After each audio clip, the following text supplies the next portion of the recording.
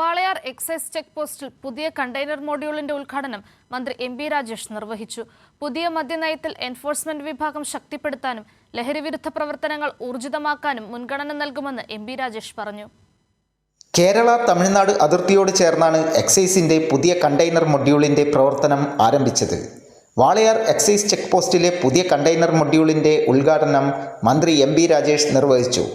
പുതുതായി ആരംഭിച്ച check post അതിർത്തി കടന്നുള്ള ലഹരിക്കടത്ത് തടയാൻ സഹായകമാവുമെന്ന് മന്ത്രി എം.ബി. രാജേഷ് പറഞ്ഞു. കേരളത്തിലേക്ക് വരുന്ന മയക്കുമരുന്ന്, പ്രത്യേകിച്ച് സിന്തറ്റിക് ഡ്രഗ്സ് ഒക്കെ പുറത്തു നിന്നാണ് പ്രധാനമായിട്ടും വരുന്നത്. കേരളത്തിന് പുറത്തു നിന്നാണ്, മറ്റ് സംസ്ഥാനങ്ങളിൽ നിന്നാണ് വരുന്നത്. അത് കേരളത്തിന്റെ അതിർത്തിയിലും അതിർത്തിക്കകത്തും നേരിടുക എന്നതേ സാധാരണഗതിയിൽ നമുക്ക് സാധ്യമാവും.